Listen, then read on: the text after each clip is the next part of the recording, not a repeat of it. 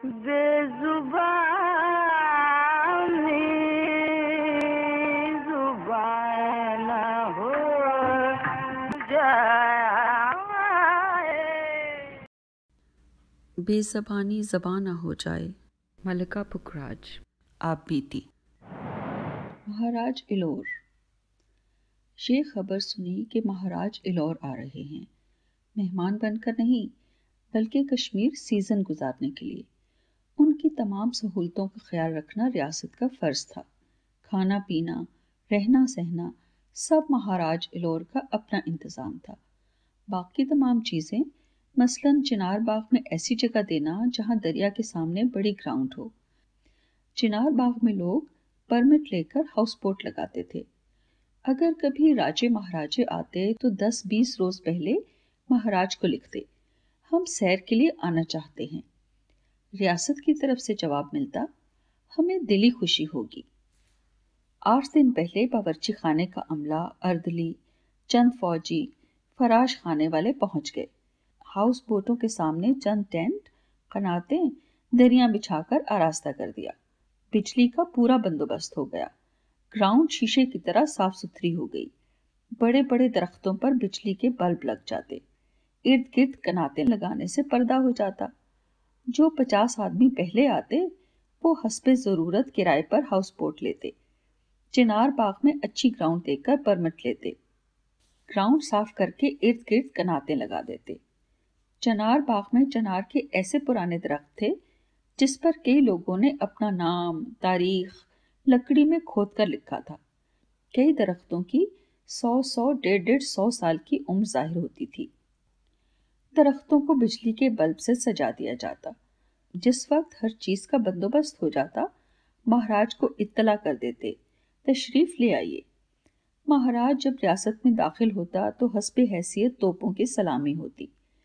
مہاراج کشمیر اپنے چند افسر عزت افزائی اور استقبال کے لیے بھیجتے۔ مہاراج الور خیر خیریت سے کشمیر پہنچ گئے۔ ہماری سرکار نے خوش آمدید کا پیغام بھیجا۔ سرکار نے خاص حکم دیا کہ جب تک مہاراج الور ریاست میں ہیں کسی قسم کی تکلیف نہ ہو، پورا خیال رکھا جائے۔ چند دنوں کے بعد سرکار نے کہا، کل مہاراج الور کی سالگرہ ہے، درباری ڈریس میں 2-3 گھنٹے کے لیے جانا ہوگا تاکہ وہ خوش ہو جائیں۔ دوسرے روز پورا ڈریس زیور پہن کر وقت مقررہ پر پہنچ گئی۔ سرکار کے سٹاف کا ایک آدمی ہمارے ساتھ تھا۔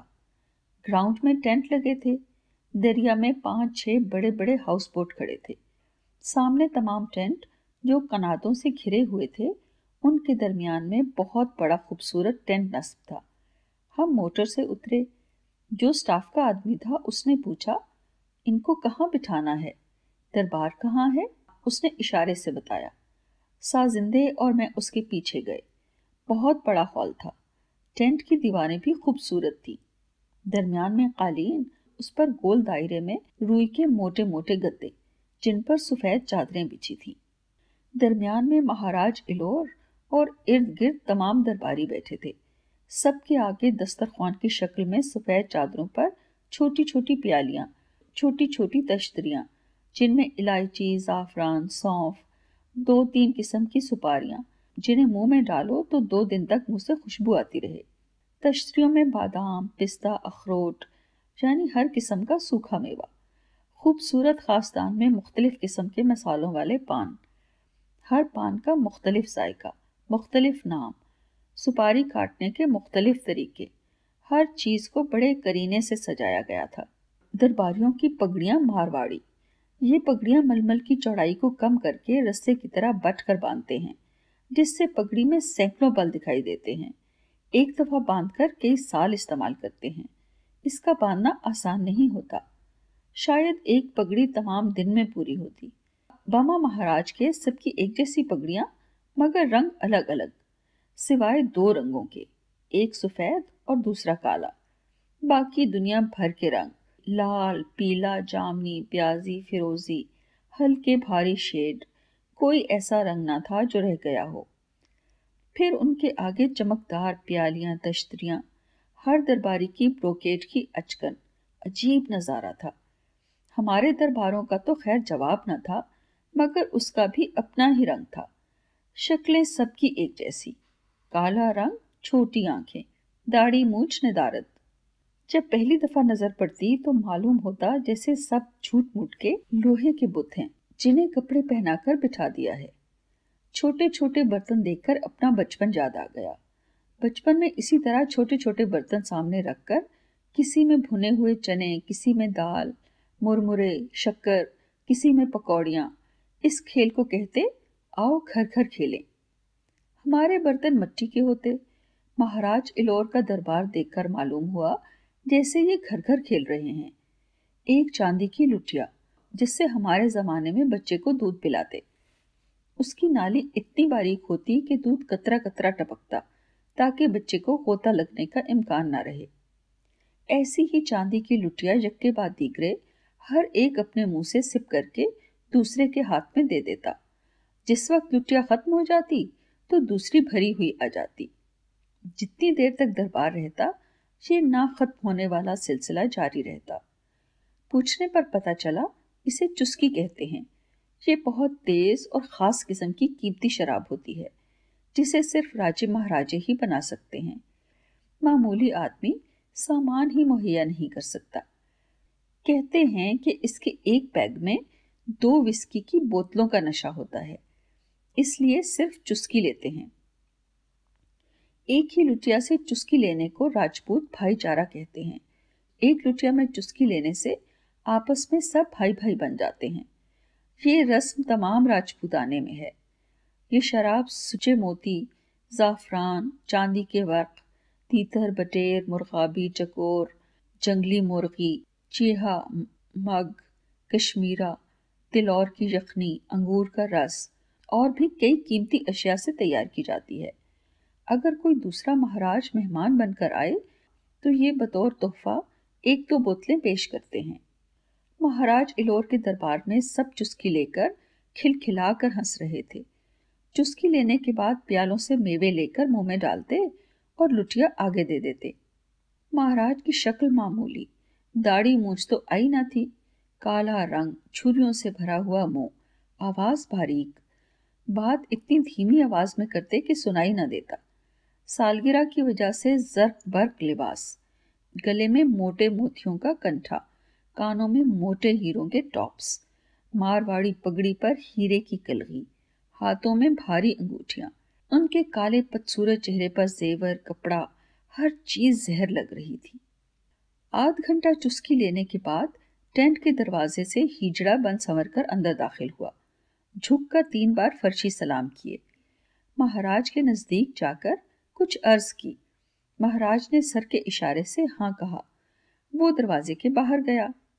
2 मिनट के बाद कम उम्र का खुश शक्ल हिजड़ा, पाँव में घुंघरू, पिशवास और चोली में, सर पर खूबसूरत गोटे का दुपट्टा, हाथों में चूड़ियां, गले में हार, कानों में लंबे मक्खर, बालों की लंबी चोटियां, खूबसूरत परांदा। उसके बाद 1, 2, 3 पूरे 14 हिजड़े अंदर दाखिल हुए। एक एक ने महाराज को सलाम किया। महाराज ने मुस्कुराकर कबूल किया। किसी के पास बाजा, कोई ढोलक के साथ, कई हिजड़ों के हाथ में खंजरियां। 2 ने गाना शुरू किया।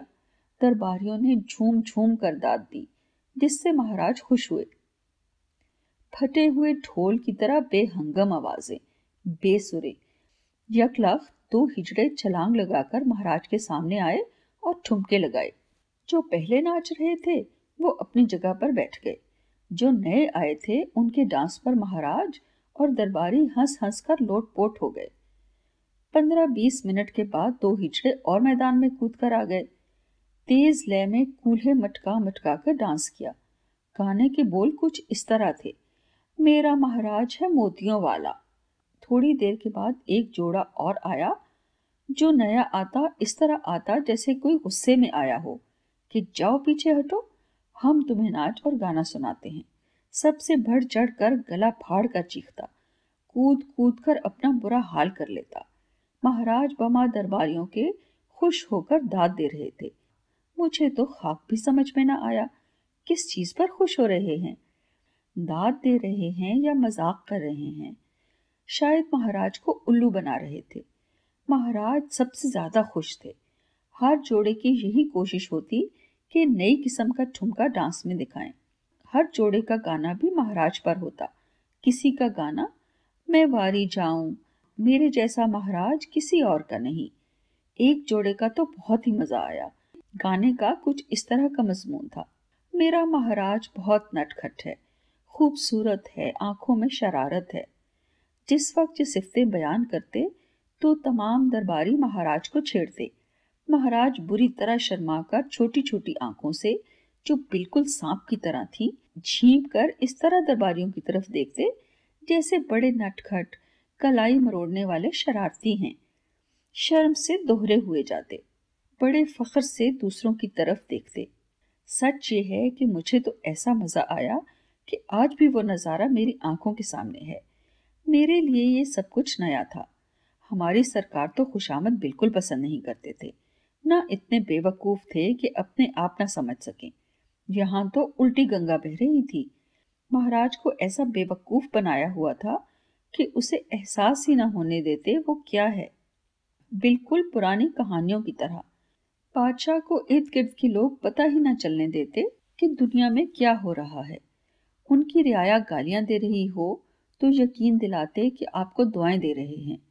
महाराज इलोर भी कुछ ऐसे ही बन गए थे। ज्यादा ताज्जुब ये था कि वो अपने आप को बांका और जवान समझते थे। मैं इस इंतजार में थी कि हिजड़ों का नाच गाना खत्म होगा तो गाने के लिए कहेंगे। बारी बारी जब सब हिजड़े खत्म हो गए, गाना तो दरकिनार, हमारी तरफ किसी ने देखना भी गवारा न किया। ना किसी ने खाना पूछा ना पीना। हिजड़ों का उस्ताद या पीर बार बार महाराज के पास बलाएं लेकर कुछ कहता, वो सर के इशारे से जवाब देता। उस्ताद अपने शागिर्दों को कुछ हिदायत देता, वो कोई गाना शुरू कर देते। हमारे साथ जो सरकार ने स्टाफ का आदमी भेजा था वो मोटर में ही इंतजार कर रहा था। मैंने उसे बताया कि दोबारा इनका नाच गाना शुरू हो गया है। हमारा किसी ने नोटिस नहीं लिया, ना किसी ने गाने की फरमाइश की है, बल्कि किसी ने बात तक नहीं की। क्या किया जाए? बैठने से क्या फायदा, वो तो अपने हिजड़ों पर फिदा हैं। वो दोबारा फिर शुरू हो गए हैं। कहने लगा, थोड़ी देर और इंतजार कर लो। वापस आकर फिर अपनी जगह पर बैठ गई। महाराज हर जोड़े के खत्म होने पर खंजरी वाले को बुलाता और कुछ कहता, जिसे सुनकर वो सलाम करके वापस आ जाता। शायद इन हिजड़ों का म्यूजिक डायरेक्टर था। बड़े फख्र से आकर बताता, देखा तुम्हारी अदा सरकार को भा गई है। तमाम हिजड़े इसकी बलाएं लेते। मैं उनकी सब बातें इसलिए सुन सकती थी क्योंकि खंजरी वाला बिल्कुल मेरे पास ही बैठा था। महाराज के पास चांदी के थाल में लाल रंग की थैलियां पड़ी थी। खुदा मालूम 200 या 500 की थी। एक जोड़े ने ऐसी अदा की जो महाराज को तड़पा गई। फौरन एक थैली उठाकर खंजरी वाले को फेंकी। उसने 7 सलाम किए, हजारों बलाएं ली। दोनों हाथ कूल्हों पर रखकर अजीब किस्म के ठुमके लगाए, जिससे सब दरबारी लोटपोट हो गए। पूरे टेंट में वाह वाह की सदाएं गूंज उठी। हिफाजती दस्ते वाले शोर सुनकर दरवाजों से झांकने लगे। मैंने दोबारा स्टाफ के आदमी को कहा, 4 घंटे से बैठे हैं, किसी ने पूछा तक नहीं। जब इनको हमारी जरूरत ही नहीं तो बैठना बेकार है। उसने भी इत्तेफाक किया। मैं बमा साजिंदों के बाहर आ गई। हम सब मोटर में बैठ गए। ड्राइवर ने मोटर स्टार्ट की। एक दरबारी दौड़ता हुआ हमारे पास आया। सबने सोचा कि उनको गलती का एहसास हुआ है और यही कहने आया है कि बगैर गाए कैसे जा सकती हैं, महाराज बुला रहे हैं। यही ख्यालात जल्दी जल्दी सबके दिमाग में गुजरे। ड्राइवर ने गाड़ी रोकी। दरबारी ने बड़ी मासूमियत से पूछा, क्या आपको गाने के लिए भेजा था? मैं ऐसी जली हुई थी कि मेरे मुंह से बेसाख्ता निकल गया। नहीं, मालिश करने के लिए। मैंने गौर से देखा, क्या ये सचमुच इतना मासूम है या मजाक कर रहा है? सरकार के पास गए। जाते ही शुरू से आखिर तक हिजड़ों की नकलें उतार उतार कर खूब हंस हंस कर सरकार को बताई। गानों के बोल सुनाए। हंसी के मारे ऐसी बेखबर थी कि सरकार की तरफ देखा ही नहीं। जब सब बातें खत्म हुई तब सरकार की तरफ देखा। उनकी आंखें गुस्से से लाल हो गई थीं। उनकी आंखें बहुत खूबसूरत थीं और सुर्ख डोरे तो हमेशा आंखों में होते थे। पहली बार सरकार को गुस्से में देखा। उनकी आंखें सुर्ख थी, जैसे अभी खून टपक पड़ेगा। मैं तो सहम कर खामोश हो गई। सरकार ने सेक्रेटरी को बुलाया, हुक्म दिया, महाराज इलोर को हमारे यहाँ खाने की दावत दो और लिखो, बमा अपने स्टाफ के हमारे पास खाना खाएं। उसने सतवचन कहा और महल से चला गया। सरकार ने पूछा, तुमको खाने के लिए कहा था? मैंने गर्दन के इशारे से बताया, नहीं। फौरन खाने का हुक्म दिया। मैं खाने में मसरूफ हो गई। सरकार एडीसी से बातें करते रहे। उसने इनकी बेइज्जती नहीं की, हमारी की है। हमने उसकी इज्जत के लिए भेजा था, ताकि वो समझे हम भी उसकी खुशी में शरीक हैं। अगर इनाम नहीं दे सकता था तो कम से कम इज्जत से तो पेश आता। ये बातें सुनने के बाद मुझे भी एहसास हुआ कि उसने मेरी बेइज्जती की है। मैं भी बुरा सा मुंह बनाकर बैठी रही। खाने के बाद घर आ गई। दूसरे रोज जब गई तो महाराज इलोर का बेचैनी से इंतजार हो रहा था। सब इंतजाम ग्राउंड में किया गया था। 8 बजे महाराज इलोर आ गए। सरकार ने बड़ी गर्मजोशी के साथ गले लगाया, अपने पास बिठाया। शराब का दौर शुरू हो गया। सरकार ने शायद अर्दलियों को समझा दिया था कि महाराज इलोर का ग्लास खाली न रहे। ग्लास खत्म हो तो दूसरा ग्लास पेश कर दिया जाए। खाने का इंतजाम भी पास ही दूसरी ग्राउंड में था। सरकार तो एक ग्लास लेकर सिप करते रहे, मगर महाराज इलोर ग्लास पर ग्लास चढ़ाते रहे। 10 बजे के करीब सब खाने की मेज पर आ गए। मेज पर भी महाराज इलोर बजाय खाने के शराब ही पीते रहे। ग्लास खत्म होते ही दूसरा ग्लास 5 मिनट में खत्म कर देते। शुरू में तो सरकार ने भी अजराहे मेहमान नवाजी हाथ में ग्लास रखा, मगर अब तो वो होशो हवास खो बैठा था। अब उसे कुछ कहने की जरूरत ना थी। अपनी खुशी से गटागट पी रहा था। ये तो पहले ही बता चुकी हूँ कि सरकार को शराब का शौक नहीं था। अगर पीते भी तो कभी कभार 1-2 पैग। इलौर वाले ऐसे खुशामदी थे कि किसी की ये हिम्मत ना थी कि उसको पीने से रोके। मेज पर खड़े होकर बदस्तूर पीते रहे। हालत ये थी कि पांव लड़खड़ा गए, जबान में लुकनत आ गई। हाथ में अब भी ग्लास था और खाने की मेज पर ही डटे रहे। सरकार ने बिल्कुल नजरअंदाज कर दिया, ना उनको बुलाया। दोनों ग्राउंड में 5-7 फुट का फासला था। सब कुछ साफ दिखाई देता था। सरकार ने गाने का हुक्म दिया। सरकार आराम से बैठकर सुनते रहे। महाराज इलौर कभी अपने किसी मसाहिब के पास जाना चाहते तो 2-3 बार गिरते गिरते बचते। दरबारियों को पकड़कर संभालना पड़ता, मगर ग्लास अब भी मौजूद था। सरकार सब कुछ देख रहे थे, खुश थे, चेहरे पर नफरत भरी मुस्कुराहट थी। मेरा ख्याल है अब महाराज इलौर को यह भी होश ना था कि वो कहाँ है या क्या कर रहा है।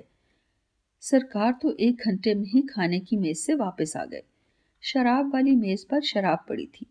सिर्फ महाराज इलौर और उसका स्टाफ वहां मौजूद था। सरकार सब कुछ अपने सामने देख रहे थे।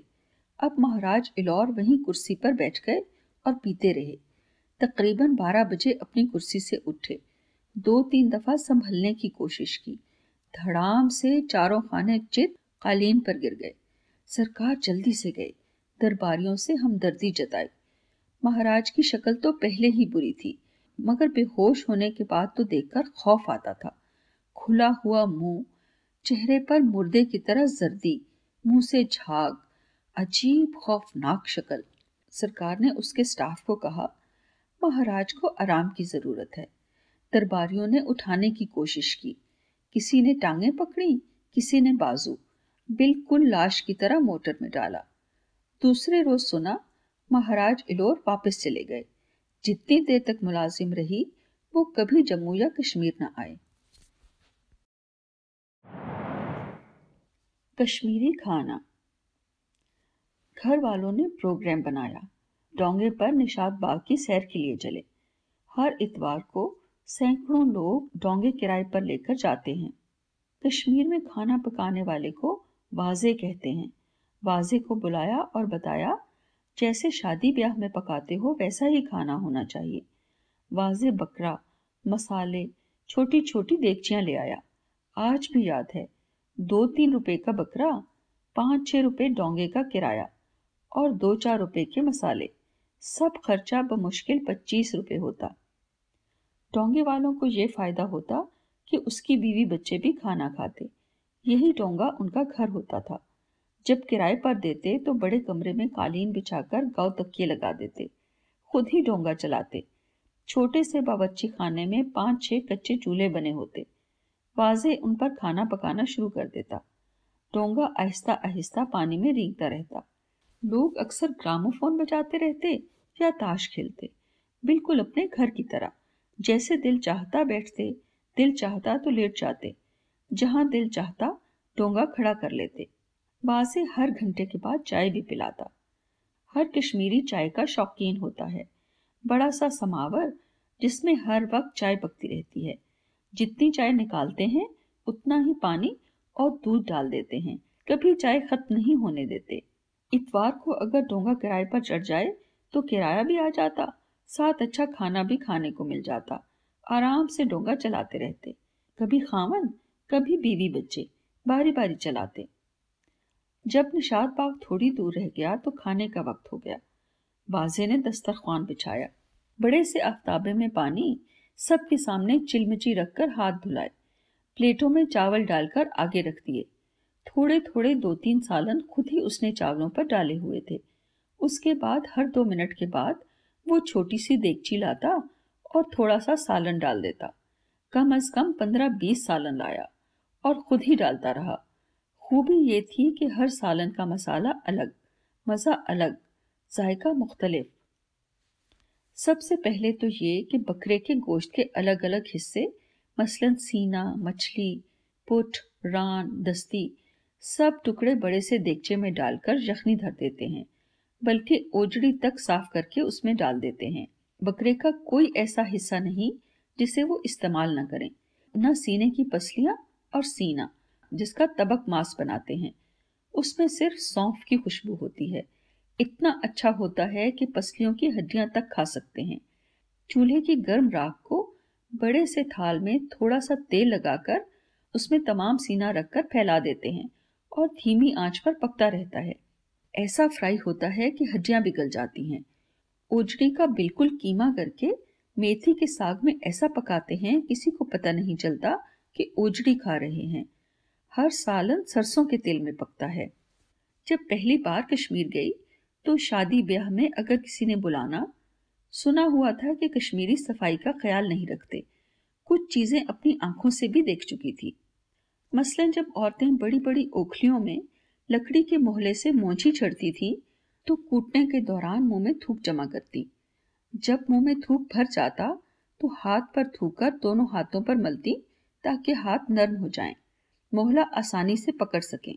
फिर ये भी देखा कि औरतें दरिया में रहते हुए 6 महीने से पहले सर न धोती, क्योंकि बाल की बारीक बारीक सैकड़ों मेंढियां बनाती, जो बनाते बनाते पूरा दिन खत्म हो जाता। इसलिए 6 महीने से पहले सर न धोती। उनके खोलने में भी काफी वक्त लगता। हमेशा सर पर टोपी या रुमाल रहता, जिससे ये पता ही न चलता कि बाल किस हालत में हैं। कश्मीर के लोग बड़े मेहमान नवाज और प्यार करने वाले होते हैं। उनका दिल चाहता है कि कोई घर में आए तो बगैर चाय या खाने के ना जाए। शादी ब्याह में उन्होंने जब खाने के लिए मजबूर करना तो साग समझकर ओजड़ी खाती। बहुत मजा आता। काफी देर के बाद ये पता चला कि ओजड़ी है। बकरे के हर हिस्से का अलग अलग तरीके से इस्तेमाल करते। मछली के गोश्त में सौंठ और लाल मिर्च का पानी, एक सालन में दही और लाल मिर्च, बड़े बड़े कोफ्ते जिसमें दूध और गरम मसाला। कोफ्तों का कीमा इतनी मेहनत से कूटते, ऐसा पीसते कि गोश्त का रेशा खत्म हो जाता।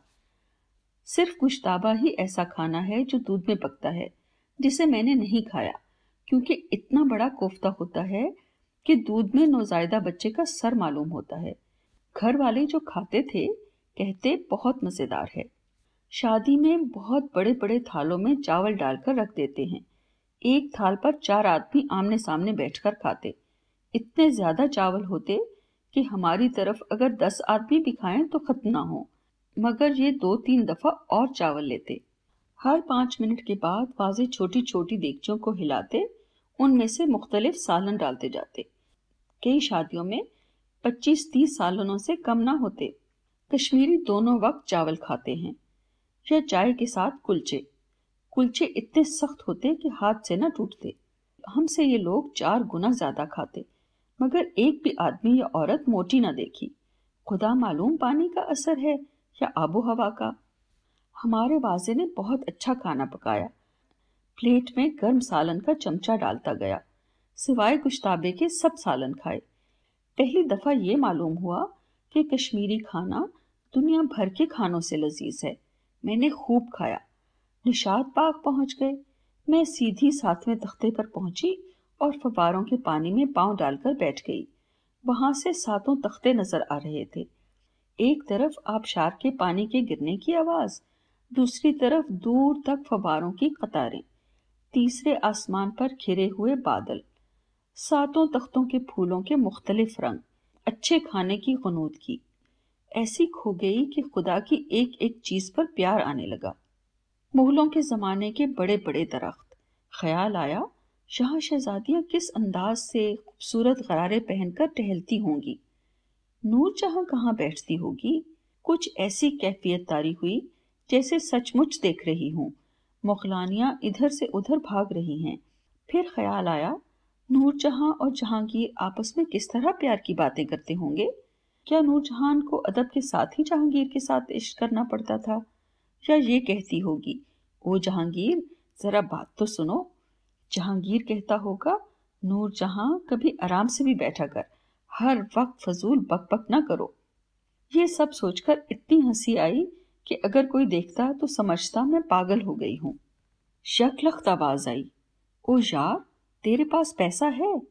ऐसा मालूम हुआ जैसे किसी ने सर पर हथौड़ा मार दिया है।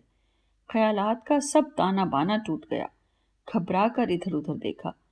वो ही जम्मू वाले लड़के मेरी तरफ देखे बगैर कह रहे थे। घबरा कर वहां से उठी और घर वालों के पास आ गई।